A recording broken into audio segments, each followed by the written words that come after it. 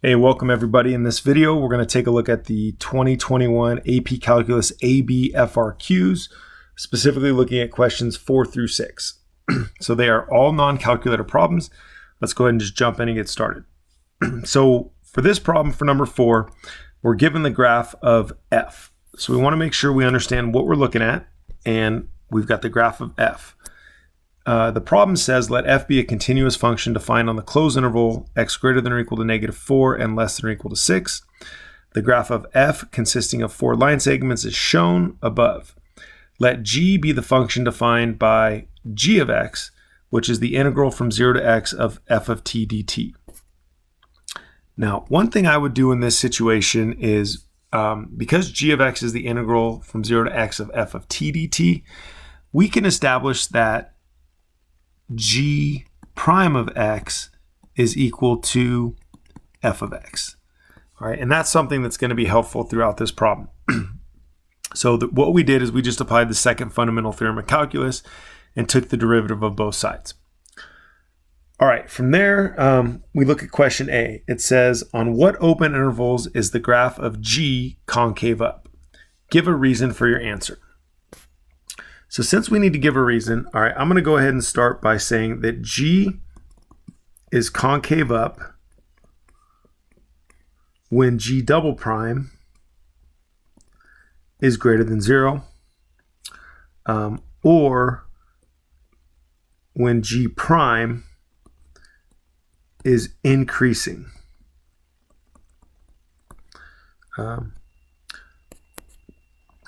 So there's my explanation and there's my reasoning. And at that point, because f is g prime, all I need to do is identify when this function is increasing. So that's going to happen on the interval from -4 to -2, and then also from 2 to 6. And that takes care of part A. Now for part B, it says let p be the function defined by p of x, which is g of x times f of x, and we want to find p prime of 3. So the first thing I would do is figure out what p prime of x is. And because p is a product of g and f, we're going to use the product rule. I do this slightly in a different order than some people, but I'm going to do derivative of the first times the second plus the derivative of the second times the first. So that gives me the equation for the derivative of p, and for the problem we want to calculate p prime of 3. So that's going to be equivalent to g prime of 3 times f of 3 plus f prime of 3 times g of 3. Now remember, we established that g prime and f are equal to each other. So g prime of 3 and f of 3, they're going to be the same value. We can look at the graph, identify that coordinate. So over 3, this is going to be right here, down 3. So g prime of 3 is -3, and so is f of 3. Now f prime of 3, the derivative of f at 3, is going to be the slope of this segment. So looking at this, we're going up 1, right 1 at 3, so the slope is 1. And then lastly, we need to identify what g of 3 is. And to do that, we're going to go ahead and use this expression that we were given. I'm going to do a little bit of work off to the side. So g of 3 is going to be the integral from 0 to 3 of f of t dt. Now, when you look at that, the first thing we're going to do is we're going to use the area between the curve and the x-axis to evaluate this integral. You've got this triangle that's above the x-axis, so it's going to be 1/2. The base is 1, and the height is 4. And then, for this shape, because we need to go all the way to 3, I'm going to divide that up into this triangle, all right, which is below, so it's going to be minus 1/2, the base is 1, the height is 4. And then you've got this trapezoid, which is the other shape. It's below, so it's going to be minus 1/2. The base is, the height is 1, And the bases are 1, 2, 3, 4, 4 and 3. So we got 4 plus 3. At that point, the 1/2 1 times 4s, those are going to cancel. And this is going to give me negative 7/2 for g of 3. So we can go ahead and plug that back in. And evaluating that out, we get 9 minus 7/2. And that is p prime of 3.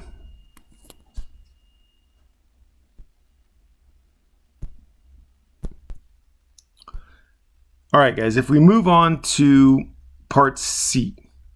All right, so for part C, we have the limit as x approaches 2 of g of x over x squared minus 2x.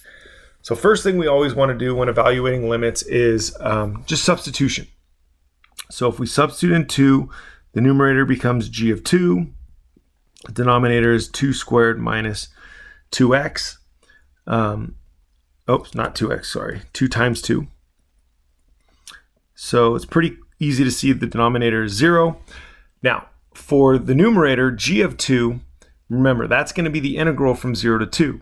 So that's going to be this top triangle minus this bottom triangle, which is also going to be 0. So when we get 0 over 0, the indeterminate form, we're able to use L'Hopital. All right, so using L'Hopital, the limit as x approaches 2, now this becomes g prime of x, the derivative of the top, over 2x minus 2, the derivative of the bottom. From there, we can go ahead and substitute in. So we've got g prime of 2. Denominator is 2 times 2 minus 2. Now, again, just kind of thinking back, to that relationship we established up here, g prime is f. So g prime of 2 is f of 2, which is negative 4. So we got negative 4 up top. 4 minus 2 is 2. And negative 4 divided by 2 is negative 2. And that is going to be the limit as x approaches 2 of g of x over x squared minus 2x. All right, now moving on to part D, find the average rate of change of g on the interval negative 4 to 2. Does the mean value theorem guarantee a value c, where c is greater than negative 4 and less than 2, for which g prime of c is equal to the average rate of change? Justify your answer. Well, the first thing I'm recognizing is I see that term average rate of change. So pops into my head is slope of a secant line. So the average rate of change on that interval is going to be g of 2 minus g of negative 4 over 2 minus negative 4. All right, well, g of 2 we already calculated, but we're going to go ahead and show the work again. Remember, g of 2 was the integral from 0 to 2. So, just kind of showing your work, you have 1/2 of 1 times 4 minus 1/2 of 1 times 4 minus. All right, now we need g of negative 4. Well, g of negative 4 is going to be the integral from 0 to negative 4. So that's going to be the area of, this shape over here, which you could divide it up really into a trapezoid right here and a triangle right there. Now, that area is above the x-axis, but when we integrate from 0 to negative 4 to the left, that area that's above is actually going to be negative. So it's going to be minus, all right, that 1/2, the height is 2, the base is 4 and 6, so 4 plus 6. And then again, it's going to be minus 1/2, the base of the triangle is 2, the height of the triangle is 6. All of that is over 6. Now, if you go through quickly and look at the calculations, you're going to get 0. All right, this is going to be, what do we got here? We got 10 times 2, that's 20. So negative 10. And then right here, that's going to be 6, so negative 16. Well, 0 minus negative 16, That's 16 over 6, which is the same thing as 8/3. So that's the first thing. That's the average rate of change. So then what it says is, does the mean value guarantee a value C on the interval -4 to 2, where G prime of C is equal to the average rate of change? Well, in order for the mean value theorem to apply, the function has to be continuous on the closed interval, differentiable on the open interval. Well, from -4 to 2, right, this is the derivative of G.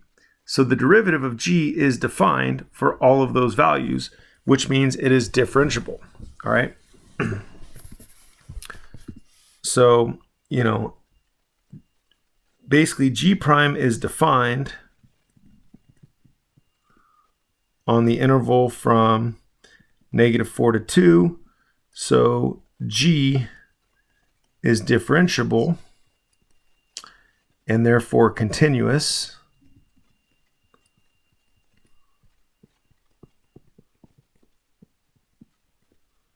on the closed interval from -4 to 2. So the mean value theorem does guarantee a value C on the interval from -4 to 2 such that G prime of C is equal to G of, G of 2 minus G of -4 over 2 minus -4, which was equal to 8/3. All right, and that right there, that does it for question number 4. All right, let's go ahead and move on and take a look at question 5. So for question 5, it says, consider y equals f of x, whose curve is given by the equation 2y squared minus 6, which is equal to y times sine of x for y greater than 0. For part A, we are trying to show that dy dx is in fact equal to y cosine of x over 4y minus sine of x. So what we're going to do is, go ahead and write that up here. We're going to start by taking the derivative of the function. So the derivative of 2y squared, that is going to be 4y dy dx equals, because the derivative of -6 is 0. Now when we take the derivative of y sine of x, that's going to be the product rule. So the derivative of y, that's dy dx times sine of x, plus the derivative of sine of x is going to be cosine of x times y, so that's going to be y cosine of x. From there, what we want to do is get the dy dx's to one side.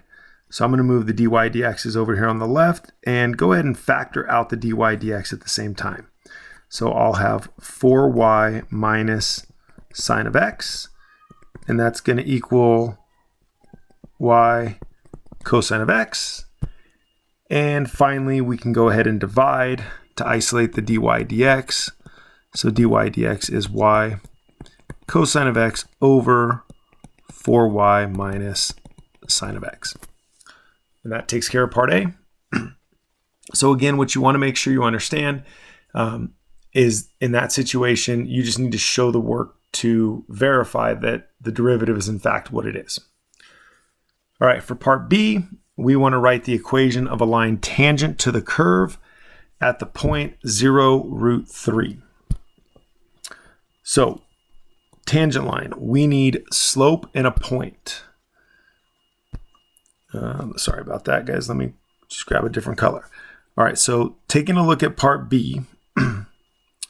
So for part B, right down here. All right, we know we have the point, which is 0, root 3. The slope of the tangent line is going to be the derivative. Okay, it's going to be dy dx evaluated when xy is equal to 0, root 3. So we're going to go ahead and plug that in. we have root 3 times the cosine of 0 over 4 times root 3 minus sine of 0. All right, cosine of 0 is 1, so root 3 times 1, that is root 3. And sine of 0 is 0, so this is 4 root 3, which is going to reduce to 1/4. So once you have slope and a point, you can go ahead and write the equation of your line. So our tangent line is going to be 1/4 times x minus 0 plus root 3. And that would be the equation of our tangent line.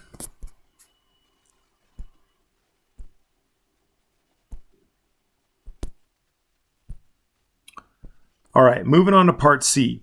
It says for x greater than or equal to 0 and less than or equal to pi and y greater than 0, find the coordinates of the point where the tangent to the curve is horizontal. So for part C, if we want the tangent to be horizontal, then that means we want the derivative to equal 0. So we need, in this problem, we need dy dx to equal 0. Well, that implies that the numerator is going to equal 0. Okay, so we need y cosine of x to be equal to 0. Now, the problem stated that y has to be greater than 0, which means that if y times cosine of x is equal to 0, that implies that cosine of x has to equal 0. So we need to solve this equation, cosine of x equal to 0. Well, cosine of x is going to equal 0 when x is pi over 2 and also 3 pi over 2. But we only want to look at values between 0 and pi from this information, so we don't need to worry about the 3 pi over 2. All right, so the coordinate where the point is 0 is going to have an x value of pi over 2. And then what we need to do is we need to go back, plug back into the equation to find the y value. So we know that 2y squared minus 6 is equal to y times sine of pi over 2. And we can go ahead and solve this. Now remember, sine of pi over 2 is 1. So I'm going to go ahead and move the y over. So this is going to become 2y squared minus y minus 6 equals 0. All right, we would factor. So 2y squared, you got 2y and y, right? And then in order to get the negative 1, I'm going to get 3 here with a 2 here, negative positive, which gives us solutions of negative 3 over 2 and 2. But again, you got to remember y has to be greater than 0, which means we can reject that. All right, so the only point where the tangent is horizontal is at the coordinate pi over 2, comma 2. And that is part C. And then finally, we've got part D. So part D says, determine whether f has a relative minimum, a relative maximum, or neither at the point found in the answer to part C. Justify your answer. All right. So just looking at the problem, whenever we want to find a relative minimum or maximum, there has to be a critical value and there has to be a sign change. And because we're trying to identify is, that point right there, a relative extrema, the first thing we got to do is decide if it's even, if it's a critical value. Is the derivative 0 at that point? So we're going to go ahead and start by evaluating dy dx at the coordinate pi over 2, 2.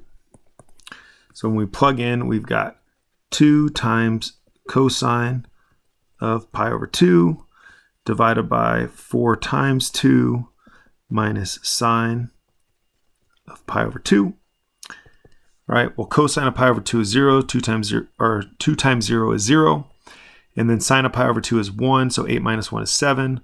Well, 0 over 7 is in fact 0. All right, so the derivative does equal 0 at that point. So the next thing that we have to determine in order for it to be a relative minimum or maximum is, does the function change signs? All right, now, so we want to know, does dy dx change signs at this point? So if we have this point, normally we would make an alt table and do a range, but we're looking at a specific coordinate in this case. So we've got pi over 2, comma 2. All right, so we need to think about kind of what's going on in this situation to determine the signs. Now, we are between 0 and pi. So between 0 and pi, well, first off, for x greater than 0 but less than pi over 2, cosine of x, all right, so when we're greater than 0 but less than pi over 2, cosine of x is going to be positive. For x greater than pi over 2 but less than pi, cosine of x is going to be negative. It's going to be less than 0. All right, now sine is going to be positive on the entire interval. All right, so I'm just kind of establishing some ideas here. So for the interval x greater than 0 and less than pi, sine of x is greater than 0. Sine is going to be positive. So that's going to play a role in determining what the sign of the derivative is on those intervals. Now remember, y is always positive.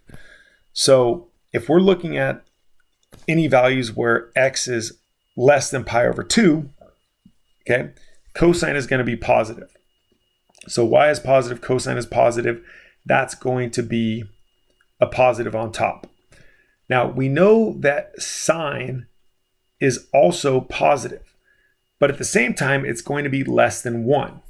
So 4 times y, so a positive number, minus a number at most 1, is going to be positive. Positive over positive is a positive. And then if we take a value that's greater than pi over 2, well, the denominator stays positive, but the cosine becomes a negative. So now you have a negative over a positive, which is negative. All right. And that tells us there's a positive to negative sign change, which means the function has a relative maximum. So we're going to go ahead and say that f has a relative max at the point pi over 2, comma 2, because f prime changes signs from positive to negative. Now, you want to make sure you have this information in some form on your paper, so you explain how you got the sign of the derivative. All right, but it really comes down to cosine and sine. What is their sign on that particular interval? Because you know that y is always positive. Kind of a different approach to that idea there. But you guys have definitely seen the idea of minimums and maximums in this situation. All right, that takes care of number 5. Let's go ahead and move on to the last one, number 6, and see what we got here. So looking at number 6, it says, a medication is administered to a patient. The amount in milligrams of the medication in the patient at time t hours is modeled by a function y equals a of t that satisfies the differential equation dy dt, which is equal to 12 minus y over 3. At t equals 0 hours, there are 0 milligrams of medication in the patient. Part A says a portion of the slope field for the differential equation dy dt equal to 12 minus y over 3 is given below. we want to sketch the solution curve through the point 0, 0. All right, when you're sketching a solution curve, you want to make sure you put a point at the coordinate. So we've got this point at 0, 0. And then what we're going to do is we're going to do our best to follow the slope field to identify the curve. So it's going to, follow something like that, and eventually it's going to flatten off because of those horizontal tangents. So you need something similar to that in order to get those points. All right, part B. So that one wasn't too bad. Part B, using correct units, interpret the statement, the limit as t approaches infinity of a of t equals 12. Now remember, so a of t is a solution of this differential equation. T is modeled in hours, all right, and a of t is the amount of medication in milligrams. So basically, what we would want to say, the limit is a of t approaching, the limit of t approaching infinity of a of t equal to 12 means that as time goes on, the amount of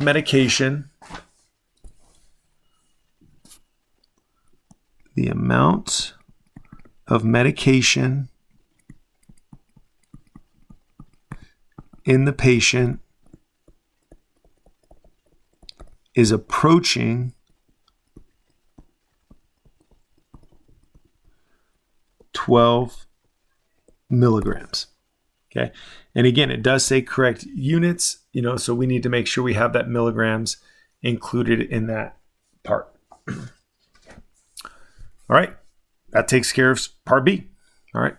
So now moving on to part C, it says use separation of variables to find y equals a of t, which is the particular solution to the differential equation dy dt equal to 12 minus y over 3 with the initial condition a of 0 equals 0. So first thing we're going to do is we're going to go ahead and separate the variables. So for part C, we're going to take this. We need to get the y's with the dy. So this will become 1 over 12 minus y dy equals, now when you get the dt over here, this will become 1/3 dt.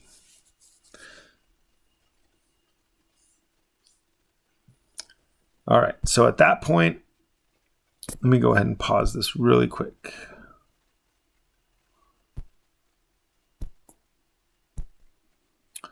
All right, guys, sorry about that.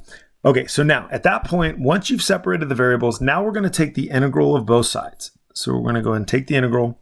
What I would do is what just happened? Guys, I would initially try to see if we're going to need u substitution. So we would let u equal 12 minus y, which means du is going to be negative dy. And what that does is that tells me is that we are going to need the negative.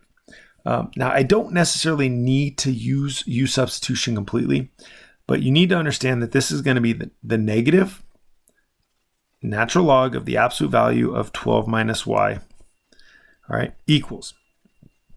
Now, when you take the integral of 1/3, that's going to be 1/3 t plus c. So don't forget the plus c. All right, from there, we can go ahead and get the negative on the other side. So this is the natural log of the absolute value of 12 minus y equal to negative 1/3 t plus c. Now, when we multiply by the negative, it doesn't change the sign of c because we haven't figured out what c is yet. We haven't defined it. All right, from there, we're going to go ahead and take e on both sides. So this now becomes 12 minus y equals. You might remember some things we did before, but this c can come out in front. So this is ce to the negative 1/3 t. It's kind of up to you of where you decide to solve for a of 0. That initial condition, because we are going to have to find the c value at some point. But like I said, it really is up to you. One thing you could do if you wanted to is you could isolate y And the way I would do it is I would add y, all right, and then subtract the c. So this is going to be 12 minus ce to the negative 1/3 t. And this is as good a time as any to go ahead and find y, or find c, excuse me. So the initial condition 0, 0, we got 0 equals 12 minus c e to the negative 1/3 times 0. All right, you would subtract the 12 over, got negative 12 equals negative ce to the 0, basically, which is 1. So c is 12. All right, so now that we know that c is 12, we can go ahead and plug that back in. So y is 12 minus 12e to the negative 1/3 t. So that is the function a of t that satisfies the differential equation with the initial condition given. All right, that's part C. And then finally, we have part D. So D is on a separate page. All right. It says a different procedure is used to administer the medication to a second patient. The amount in milligrams of the medication in the second patient at t hours is modeled by a function y equals b of t that satisfies the differential equation dy dt equals 3 minus y over t plus 2, or the quantity t plus 2.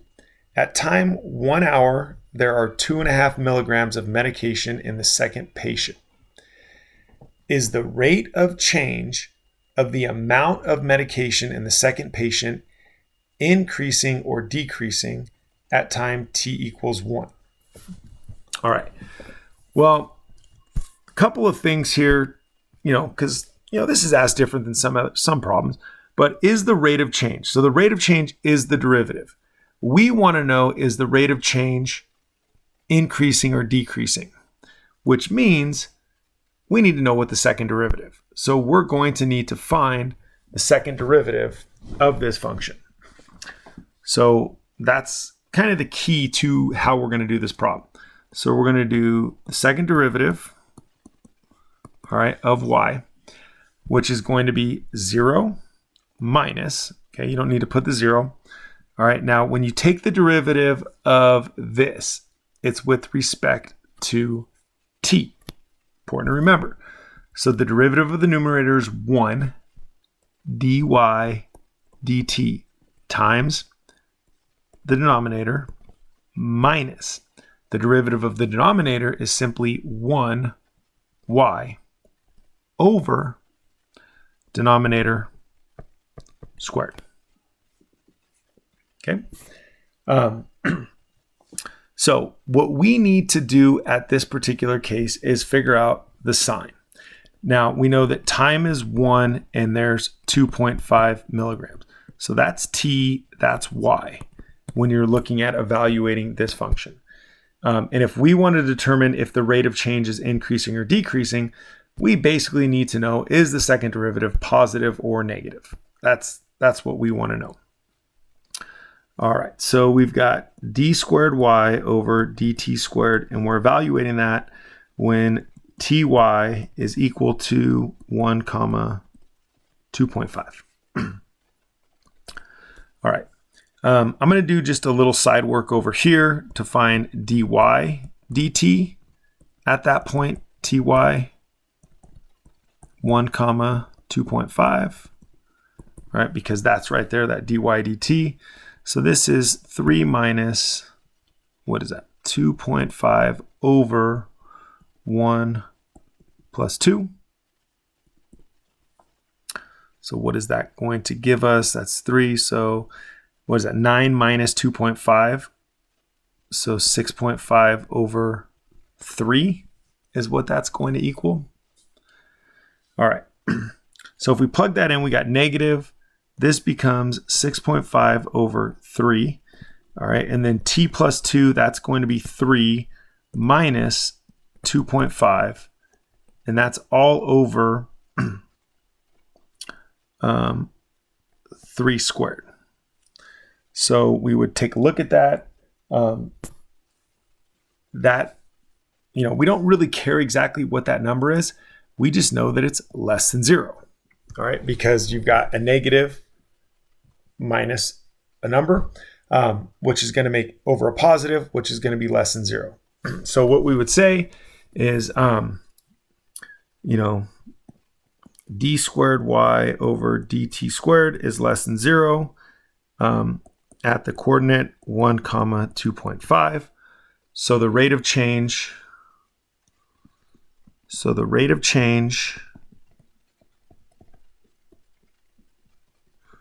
of the amount of medication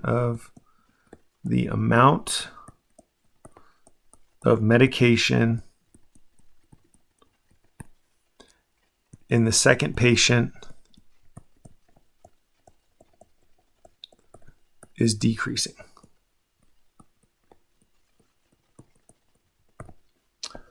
All right, and guys, that does it. I mean, that's the 2021 FRQs.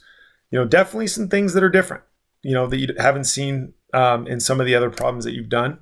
But that's going to be the case, guys. There will be a lot of things that you've seen and you're familiar with and you know how to do. There's going to be some things you don't quite know that are maybe worded a little bit different or presented in a different way. So, just do the best you can and, get the points where you can get them. All right, guys, I will see you next time.